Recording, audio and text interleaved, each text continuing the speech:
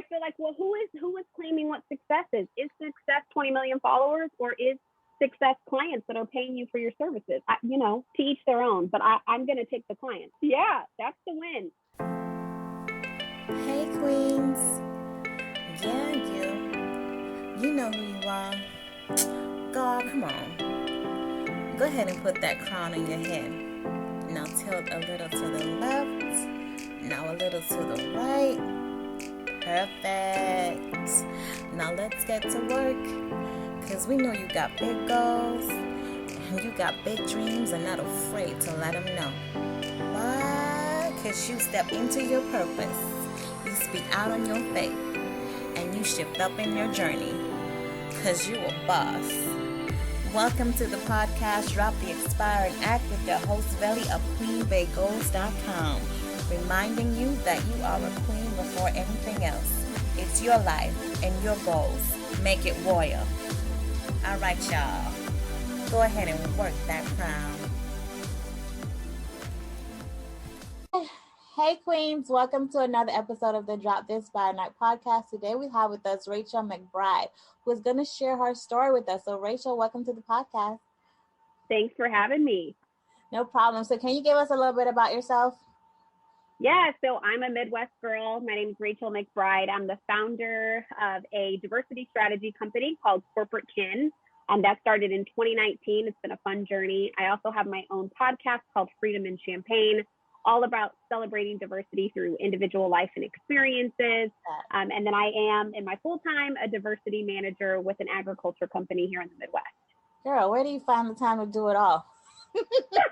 Tell me where you find the time. I don't. I just told somebody I sold my nights and weekends to becoming a business owner. It was something I really wanted to do. So there is no more time left. I can see that.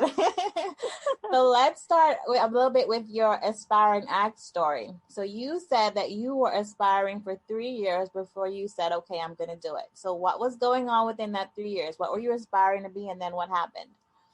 Yeah, so I actually took a picture of myself with a piece of paper that said Corporate Kin on it. And that was finally about the time where I was getting to no more excuses. So for me, I really just had an aspiration to be an entrepreneur. No one in my family owned a business that I knew of. I'm very close to my mother's side of the family, still connecting with my father's side. And so I didn't know many business owners. I do have a cousin that owns a gym. And I knew that I didn't want to necessarily have a foundation or a place. I'm somebody who moves around a lot and wanted to be able to do something that I could do anywhere. But I really kept having these moments of not good enough, a lot of imposter syndrome. I don't know anyone who has started a business or is doing business the way I want to. So how am I going to learn? There's tons of resources out there, but that's so much effort. And do I have time? And I'm a mom. Mm-hmm. I was becoming a wife. So I kept giving myself a ton of excuses. And then finally I said, no more of that. And I actually met an amazing woman who soon became a professional coach for me. And we met every 2 weeks. And a part of her work in helping me figure out the type of work I wanted to do was also helping me overcome some personal fears. So I think together with her help, I was able to really kind of just take the step and file the paperwork to have my own LLC. I love that. And yeah, she celebrated with me and it was a great moment. And then I got a new job and I was like, what am I doing? So, it all kind of happened at one time, but I'm so happy I took the leap.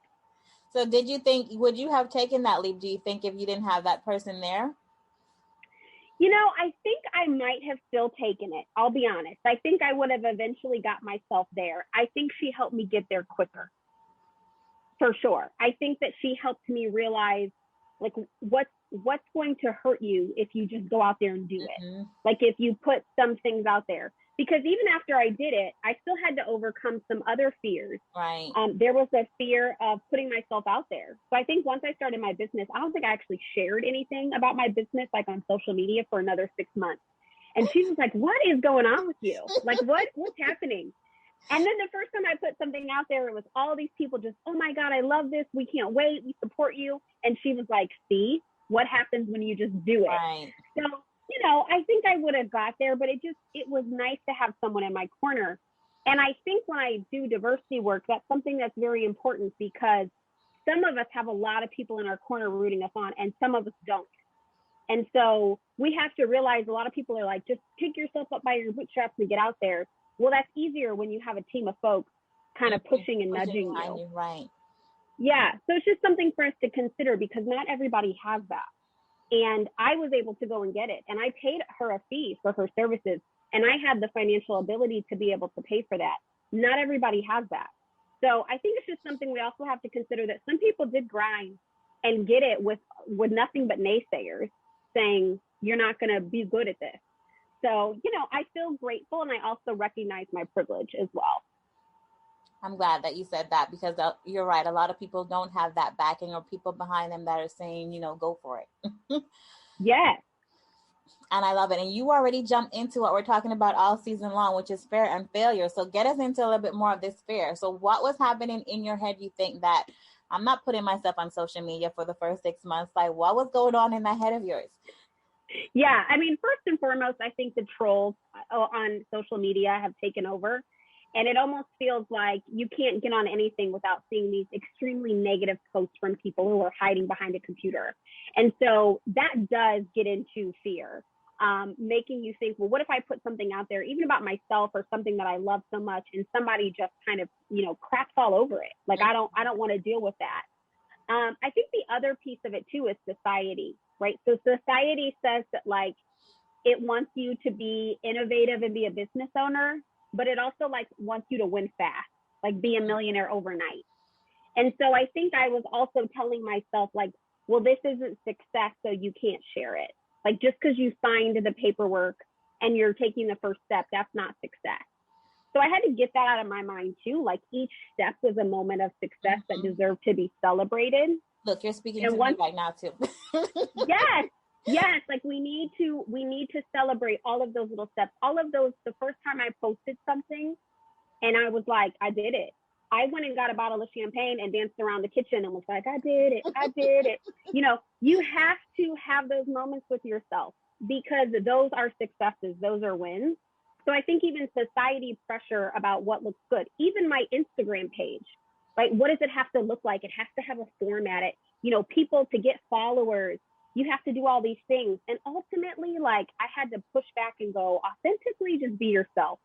If you want to hire someone to do that, like hire someone to do it, but don't stress out about feeding into what it's going to take to get followers. Because at the end of the day, what it's supposed to look like. Because at the end of the day, I still got clients and I don't have a ton of followers. So, you know what I mean? That's how that works. So I feel like, well, who is claiming what success is? Is success 20 million followers or is success clients that are paying you for your services? To each their own, but I'm going to take the clients. Right. Exactly. That's a win. Yeah, that's the win. So there's been fear every step of the way. Absolutely. So where are you now in your business? Where have you come now from where you started? Yeah, I definitely think I've had some failures. In the very beginning, when I got started, I lowballed myself. I was basically making my services free, and I was breaking my back to build content and support organizations. And I realized like I can't do this. Every hour that I'm putting into this work is a lot more than what I'm charging. So I think it took me a while to figure that out and start kind of getting pricing that was more around what it should be. And that's hard to know when you first get started. So I think that was a failure that I had to take early on, right? I was happy to get that first client. I was happy to get that second client. But then I was like, this is too much work. Like I'm just doing this for fun or I'm doing this as a business. I think the other piece too was I really had to learn how to balance a 9-to-5 and doing a business. A lot of people don't take that route, but I had to just because of my financial situation and student loan debt. So I think being able to manage both of them and really carve out time in the evenings and weekends to do the work. And that took some discipline and principle, to be able to say, you got to do it. You got to take from, 5:30 until 10:30 every night and do the work. So I think there were some failures up front, but now I'm in a good place where I feel like I have a schedule, but there is still fear. Absolutely. Every moment, every time. A new client fear, right? Like, will I give them what they're looking for? Will they be willing to, hear my consultation? There's fear every step of the way. So do you still have that coach that's with you, or was that just in the beginning? So I used her in the beginning. I don't have her anymore. We're still friends. I actually referred a couple people to her. I feel like I have reached a point where she got me past those first couple of steps and gave me tools to be able to handle the fear moving forward. So that was really helpful. I also want to point out she was very different than me. I found someone that I feel like when she came up to me and said, I'm getting this coaching certification, would you be one of my early clients? I liked that her and I were so different because I feel like she helped me kind of close the gap on some areas that I needed help with. So I didn't want to find someone necessarily extremely like-minded. So I think it was really good to get going. Now I'm at a point where I do think I need to get more mentors, but I think I maybe need like a circle of folks that I can constantly bounce ideas off of. And I think that's where I'm headed now. Okay, that makes sense. So I love it. So you touched on your fears and your failures in the business. So what's happening now? I heard you said you also have a podcast. So tell me about your podcast, because I love the name of it. Yeah. So the podcast is really fun. Freedom in Champagne was actually something that I heard on the stage. The Black Lives Matter, owners, creators were being interviewed. And they were talking about how they just wanted freedom. And the host said, oh, and a glass of champagne. And they were like, yeah, that'd be nice too. And I was like, that's it. Like, people want whatever their own personal definition of freedom is. And it's hard for us to get there because it looks so different for all of us. But we also need to celebrate it. And I celebrate with champagne. So I named it Freedom in Champagne. And it's all about, people just telling their story, reminding us that we're different, but we're all amazing. And it's fun. And I'm hoping that as I move forward, I can use it to just kind of elevate my consulting business. But it really has started out as a passion project. So it's been a lot of fun, and I'm just finishing up season 1. I'll pick up season 2 in the summer. That's great. So tell us more about your business. What kind of people are coming into your business? Yeah, so Corporate Kin is a diversity strategy. So I don't do diversity training. I always like to make sure that people know that, because I think training is important, but I think you have to do the foundational work first. And I am all about the foundational work. So I look for small businesses with under 2,000 employees. So agencies, nonprofits, startups, small businesses, and I help them look at their data. So I like to advocate for diversity using data. I look at all of their policies, their processes, their comp, their hiring process, and see where there's some opportunity for bias and inequity. And I help kind of uncover that. And I help them come up with a strategy over a 3-year period to make changes to fix that and really transform their culture. And within that plan, there's usually some education, but it's not usually the first thing. The first thing is usually some foundational changes to policy and process. I love that that's your business. Like, like who thinks, okay, I'm going to do a side business and I'm going to help companies, get their diversity stuff together. I love that. Yeah, absolutely. Because you know what? We've learned a lot along the way, and it's time to start making real change. We have started to kind of perpetuate this system of not seeing a change in diversity. We talk about it, but no one's doing anything about it. And I think we're all kind of done with that. Like, so now it's time, if you see that your hiring process is not yielding some diverse results, like, let's change the process. Let's fix the foundation. So that's where we are. I love it. So what advice would you give to somebody who's still in their aspiring phase? They're not sure, okay, I don't know if anybody's going to want to come into my business. I want to keep this 9 to 5. Like, what do you say to that person who's still stuck in their aspiring phase? Yeah, so I will tell you, I just got some really good advice that not everyone is meant to be an entrepreneur. Oh, I love that. And that, yeah. And she also said, her name's Kara Sachs. She owns a company called the Sachs Agency. She's amazing. She also said that passion doesn't always mean that needs to be your life's work, what your company is going to be. Just because you're passionate about something, you also have to be disciplined enough to see it through. So I think first you have to really ask yourself, is this something that you really just want to do for fun? You don't really care about making money off of it. And is there other ways that you can do it? If you say, no, I really want to be a business owner and I have the discipline and the work ethic and the hustle to do it, then I say, take the first step. whatever that is, incorporate your LLC or whatever, S Corp, whatever you decide, get your business going, get it on paper, claim it, and put yourself out there. Tell 10 people that you just started your business.